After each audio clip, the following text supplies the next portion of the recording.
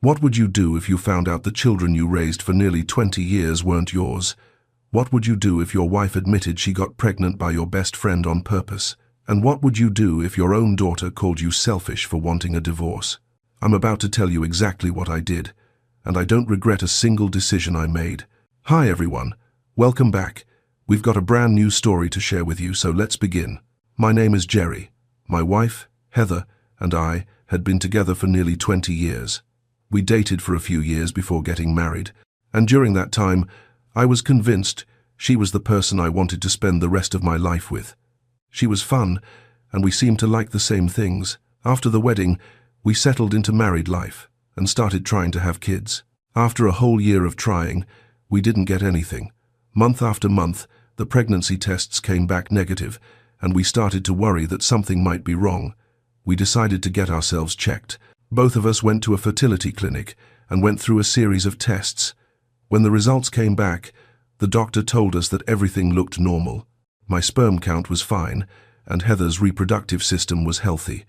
There was no apparent medical reason why we weren't getting pregnant. The doctor said that sometimes it just takes time, and he advised us to change certain things to improve our chances, track ovulation more carefully, reduce stress, eat healthier, and time things better. We did exactly what he said. Heather started tracking her cycle, we changed our diets, and we followed every piece of advice we were given. But for another year, there was still nothing. Every month ended in disappointment, and the emotional toll started to weigh on both of us. I began to lose hope. I wondered if we just weren't meant to have kids. And then, right when I was about to give up, Heather got pregnant. She took a test one morning, and it came back positive. She came running to me with tears in her eyes. After 2 years of trying, after all the frustration and heartbreak, we were finally going to have a baby. Our first child, a son we named Justin, was born 9 months later. I was over the moon when he was born. I made a silent promise to him that I would be the best father I could be, that I would give him every opportunity I never had, and that I would always be there for him no matter what. I meant that promise, and for the next couple of years, I kept it. 3 years after Justin was born, we had our second child, a daughter we named Anna. Anna and I had a bond that was different from the one I had with Justin. She was my little girl, my shadow, my constant companion. From the time she could walk, she followed me everywhere.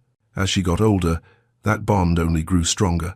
I made sure she knew that she could always count on me. The first time someone commented that Justin didn't look like me, I didn't think much of it. It was at a family barbecue when Justin was around 12 years old. One of my uncles, who had a habit of saying whatever came to mind after a few beers, looked at Justin and then looked at me and said, "Funny, the boy doesn't really look like you, does he?" Everyone laughed it off, including me. I made some joke about how he must have gotten all of Heather's genes, and that was the end of it. I didn't give it a second thought, but over the years, the comments kept coming. It wasn't just one person. It was multiple people, in different settings, at various times. The comments became more frequent as Justin got older. By the time he was 18 and about to start college, people weren't even trying to be subtle anymore. At a neighborhood cookout, one of my neighbors looked at Justin, then looked at me, and said, "Are you sure he's yours?" Everyone laughed like it was the funniest joke they'd ever heard, but I didn't laugh. I forced a smile and changed the subject, but inside, something was gnawing at me. I started paying more attention to Justin's features. I started comparing his face to mine, looking for similarities that I had always assumed were there but could never quite pinpoint. Justin had dark hair like Heather. He had her sharp cheekbones and her narrow nose. But when I looked at him, I couldn't see myself. I couldn't see my eyes, my jawline, my build, or anything that looked like it came from my side of the family. I told myself it didn't mean anything. Plenty of kids don't look like their fathers. Genetics is complicated, but the seed of doubt had been planted, and once it was there, I couldn't ignore it. The comment that finally pushed me over the edge came one evening when I was having drinks with a group of friends. One of my buddies was talking about my son. He said, "You know, Jerry, I've always thought it was funny that Justin doesn't look anything like you. Actually, now that I think about it, he kind of looks like Joe." He laughed when he said it, like it was just another joke. But the table went quiet for a second. A couple of the other guys, including Joe, chuckled nervously, and someone quickly changed the subject. but I couldn't let it go. Now that it's mentioned, I couldn't unsee the resemblance. Joe was my best friend from way back. He is even the godfather to my kids. I thought about his face, his features, and realized, with a sickening feeling in my stomach, that my friend was right. Justin did look like Joe. He had Joe's build and facial structure. How had I never seen it before? I went home that night, and I couldn't sleep. I thought about a lot of things, including how Heather had insisted that Joe be Justin's godfather, even though I had suggested one of my brothers instead. I thought about all the little things I had never questioned, and suddenly they didn't seem so minor anymore. For the rest of the weekend, I tried to convince myself I was being paranoid. I told myself that I was letting a stupid comment from a drunk friend get into my head, that I was seeing things that weren't there, but the doubt wouldn't go away. I couldn't take it anymore. I needed to know the truth, even if that truth destroyed me. I ordered a paternity test online. I didn't tell anyone. I just ordered the kit, waited for it to arrive, and, one afternoon when Justin was home from college for the weekend, collected a DNA sample from him. It was easy enough to do. I took a used water bottle he had left on the kitchen counter and swabbed the inside. I sent the sample off to the lab along with my own, and then I waited. Those 2 weeks were the longest of my life. I was falling apart inside, waiting for the results to come in, terrified of what they would say, but unable to stop myself from needing to know. When the email finally arrived, it was late afternoon, and I had just finished a meeting. I saw the notification pop up on my phone, and my heart started pounding. I opened the email and clicked on the link to view the results. The results were clear and undeniable probability of paternity, 0%. Justin was not my biological son. I couldn't breathe, and I couldn't believe what I was seeing. Everything I thought I knew about my life, my family, my marriage, it was all a lie. The boy I had raised, supported, and sacrificed for was not mine. He was someone else's son, and based on the comments I had been hearing for years, I knew exactly whose son he was. I don't know how long I sat in that parking lot. It could have been 10 minutes. It could have been an hour. I just sat there, numb, trying to process what I had just learned. Gradually, I felt a deep, burning rage I had never felt before. Heather had lied to me. She had let me believe that Justin was my son, let me raise him, let me pay for everything, and all the while she knew the truth. And then another thought hit me. If Justin wasn't mine, what about Anna? I had always assumed Anna was mine because she looked different from Justin and had lighter features that I thought came from my side of the family. But now, I wasn't sure. Now I didn't know what to believe. I needed to know the truth about her too. I needed to know if either of the children I had raised was actually mine, or if my entire life had been built on a lie. I ordered another paternity test that same night. I needed to know about Anna too. The kit wouldn't arrive for a few days, but I couldn't wait that long to confront Heather. I couldn't sit across from her at the dinner table and pretend everything was fine.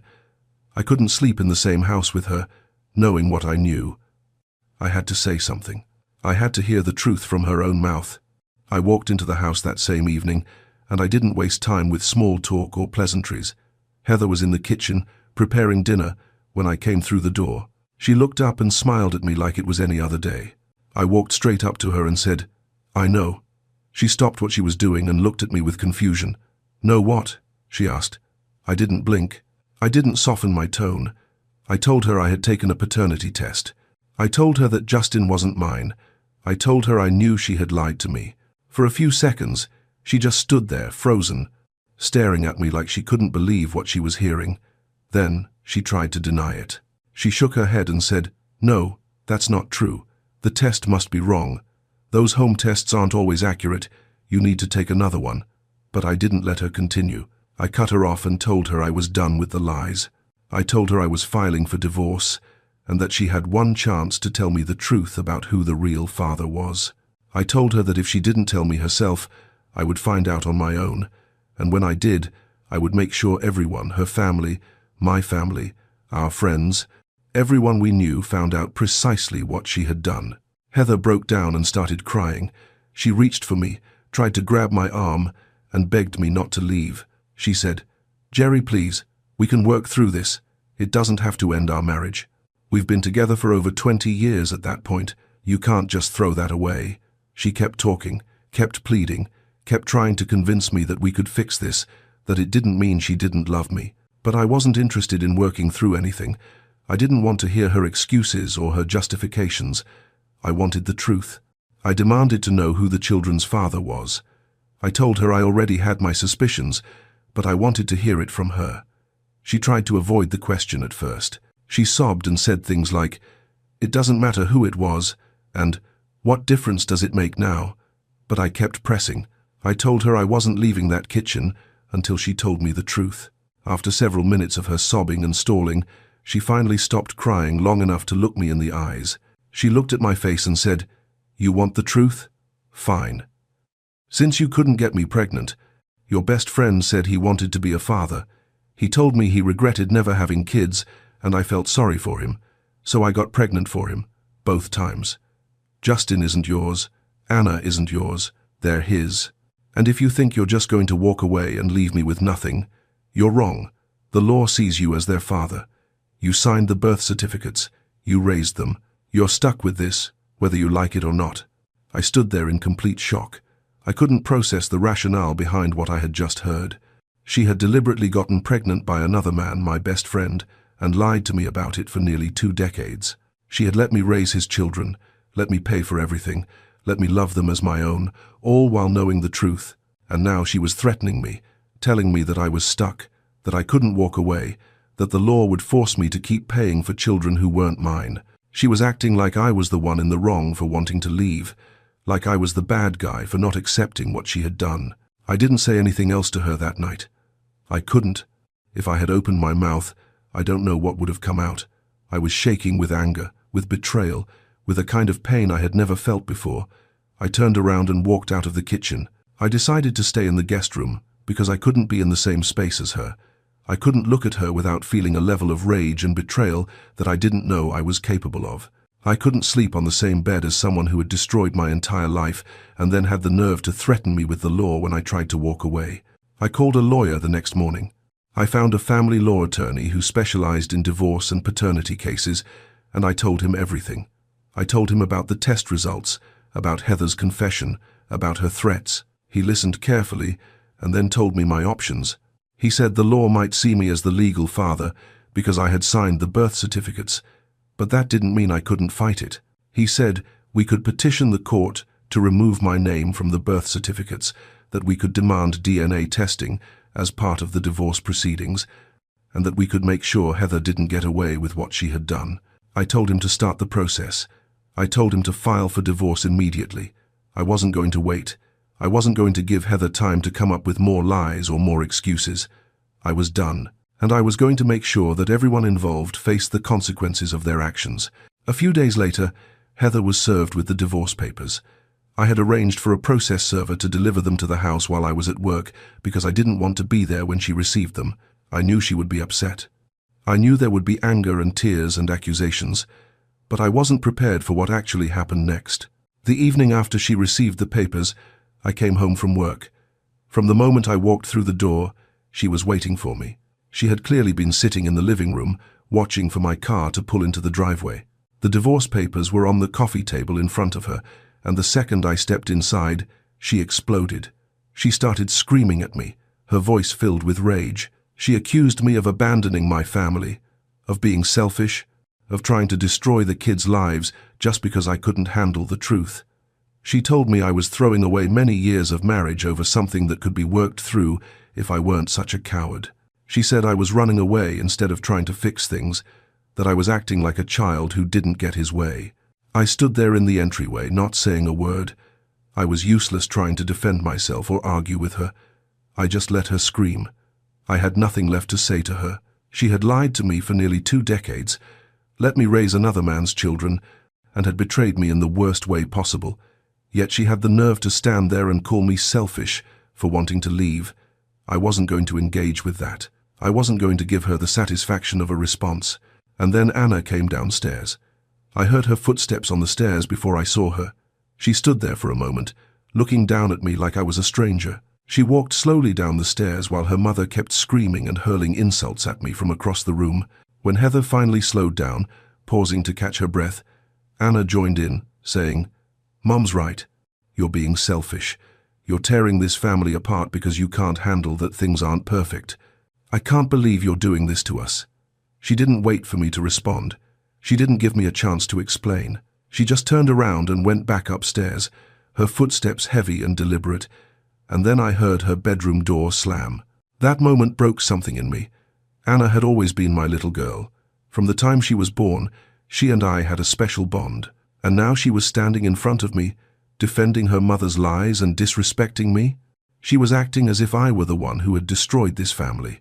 She didn't understand that this wasn't about my inability to handle imperfection.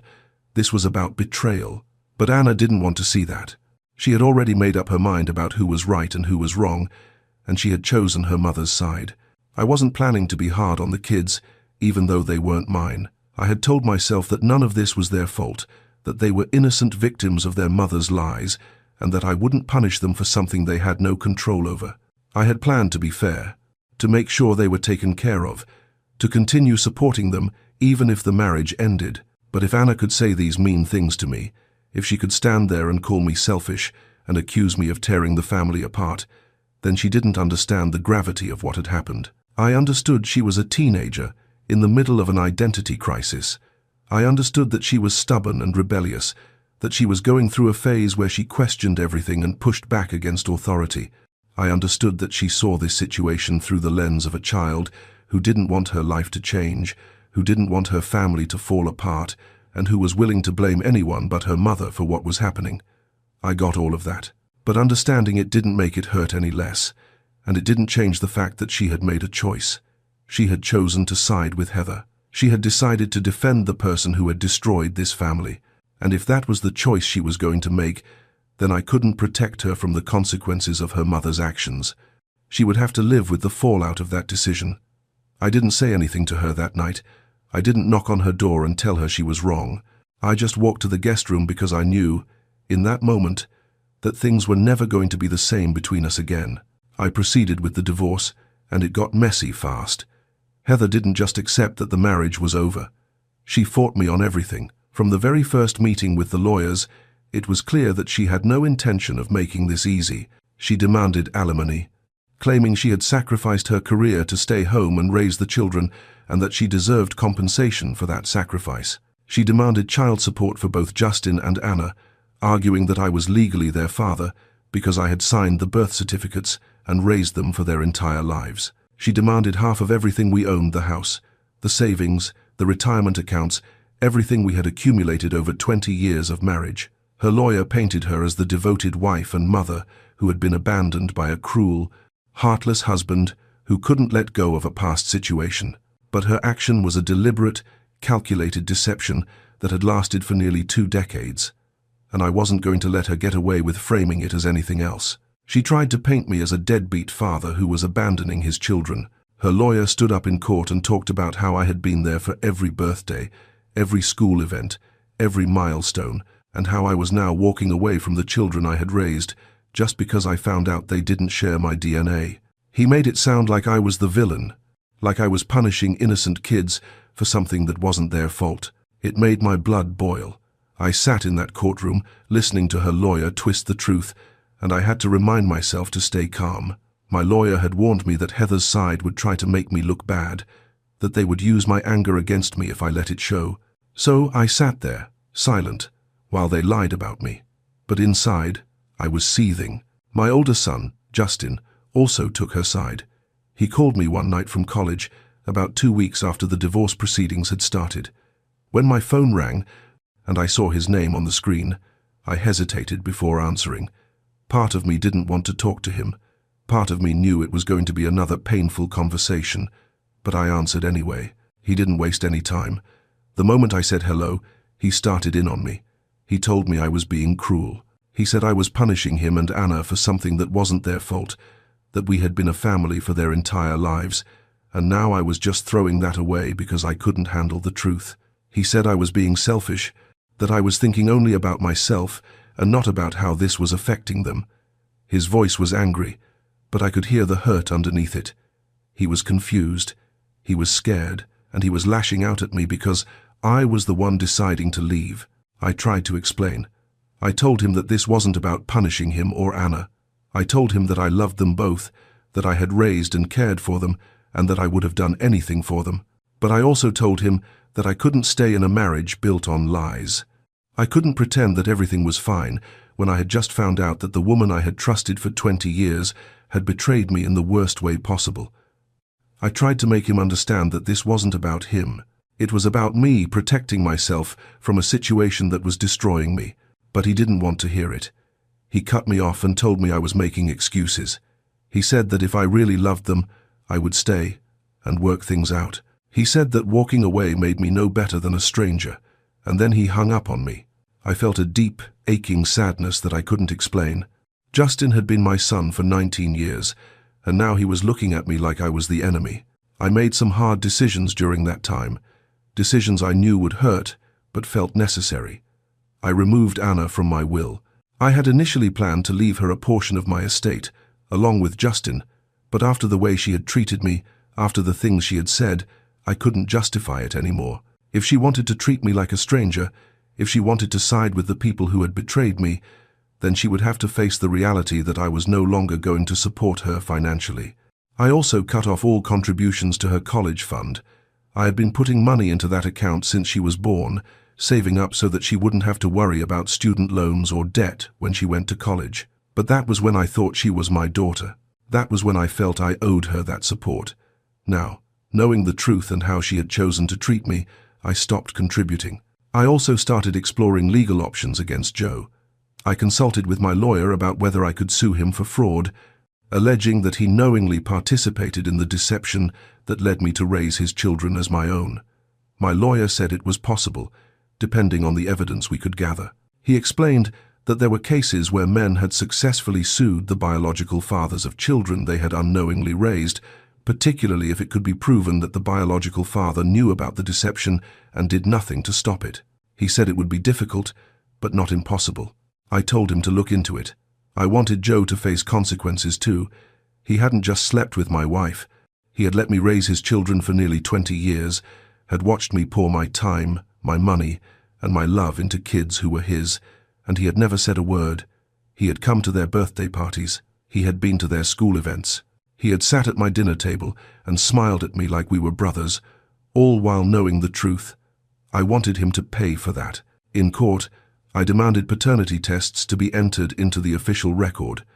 I wanted legal documentation that proved I was not the biological father of either child. Heather's lawyer tried to argue that it didn't matter, that the law recognized me as the father because I had signed the birth certificates and acted as their father for their entire lives. But my lawyer pushed back. He argued that I had been deceived, that my consent to be listed as the father had been obtained through fraud, and that the court needed to acknowledge the biological reality of the situation. The judge ordered the tests. Both Justin and Anna had to provide DNA samples, and the results were submitted to the court. The tests confirmed what I already knew. Justin was not my biological son. Anna was not my biological daughter. According to the DNA evidence, both of them were Joe's children. The results were clear, undeniable, and now part of the official court record. Once that was established, I moved to have my name removed from their birth certificates. I didn't want any legal tie to children who weren't mine and whose mother had used me for nearly 20 years. My lawyer filed the motion, and Heather's lawyer fought it. They argued that removing my name would harm the children, that it would strip them of their legal father and leave them without support. But my lawyer argued that the children had a biological father who could and should take responsibility for them. That biological father was Joe, and if Joe wanted to deny his responsibility, then that was a separate issue. But I should not be legally bound to children who were not mine, primarily when that legal status had been obtained through deception. The judge agreed. My name was removed from both birth certificates.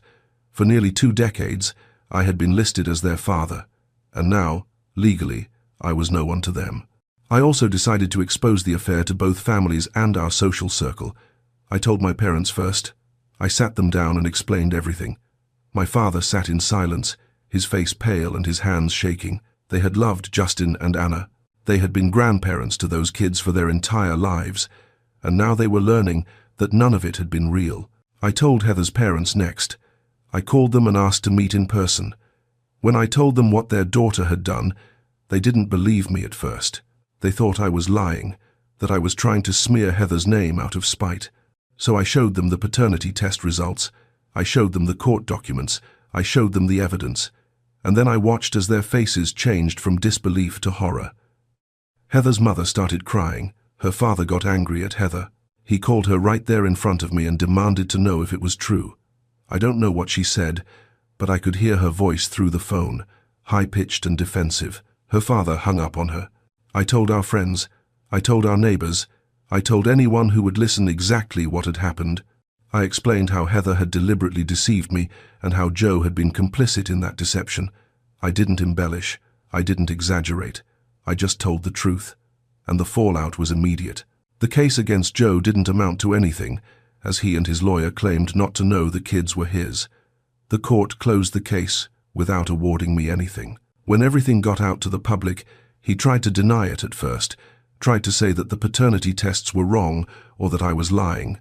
But too many people knew the truth, and eventually he stopped trying to defend himself and just disappeared. I didn't see him again after that. The divorce took 1 year and 8 months to finalize. It was one of the most exhausting, emotionally draining experiences of my life. There were depositions, court hearings, endless meetings with lawyers, and constant back and forth over every single asset we had accumulated over 20 years of marriage. Heather fought for everything. She didn't want to let go of a single dollar. But in the end, the court sided with me on most issues. The house was sold, and the proceeds were divided. The savings were split. I kept my retirement accounts because I had contributed to them before and during the marriage with my own earnings. Heather got some alimony, but not as much as she had demanded, and because my name had been removed from the birth certificates, I was not required to pay child support. When it was finally over, I could finally start to move on with my life. It wasn't easy, and it didn't happen overnight, but I made the conscious decision to leave the past behind and start building something new. I got my own apartment in a different part of town. I threw myself into my work, taking on more projects at the company, staying late at the office, and focusing on advancing my career. It gave me something to occupy my mind, something to work toward that didn't involve the mess I had just left behind. I didn't hear from Heather, Justin, or Anna for several months after the divorce was finalized. There were no phone calls, no texts, no attempts to reach out. I assumed they had moved on with their lives, just as I was trying to move on with mine. I was okay with that. I had made peace with my decision. I knew that walking away had been the right thing to do, even if it had been one of the hardest things I had ever done. I tried not to be consumed by bitterness or regret. I was trying to move forward, one day at a time. But then, about 6 months after everything was finalized, I received a message from Anna. I was lying in bed scrolling through my phone before going to sleep. I saw her name pop up on the screen, and my stomach dropped. My first instinct was to ignore it. I didn't want to open that door again.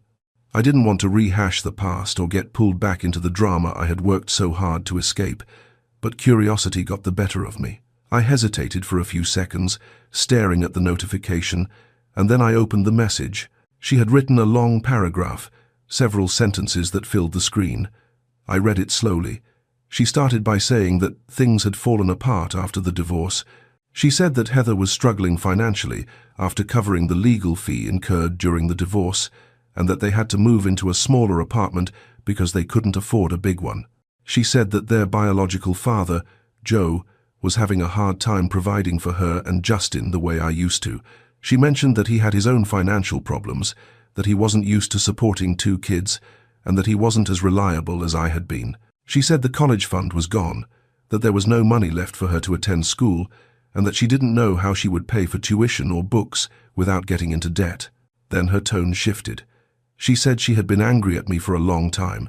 She said she had blamed me for everything, for the divorce, for the family falling apart, for making her life harder.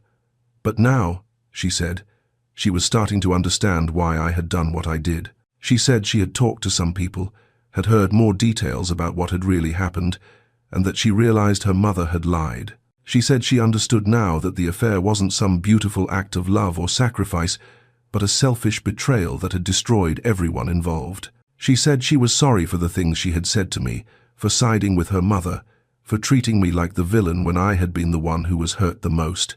She wanted us to talk. She asked if there was any way we could rebuild some kind of relationship, even if it weren't the same as it used to be. She said she missed me. She said she missed the way things were before everything fell apart. She said she understood if I didn't want to talk to her, but that she hoped I would at least consider it. I read the message and felt a complicated mix of emotions that I couldn't quite sort through. Part of me felt sad for her. She was still a kid, barely 17, and dealing with the consequences of her mother's choices. She hadn't asked to be born into this mess.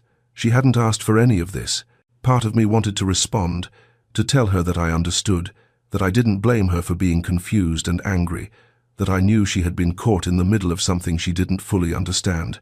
But another part of me, the part that had been hurt and betrayed and broken by everything that had happened, knew that responding would be a mistake. Anna had made her choice when she sided with her mother, and now, 6 months later, she was reaching out because things hadn't worked out the way she expected. She was reaching out because the money was gone, because life was more complicated.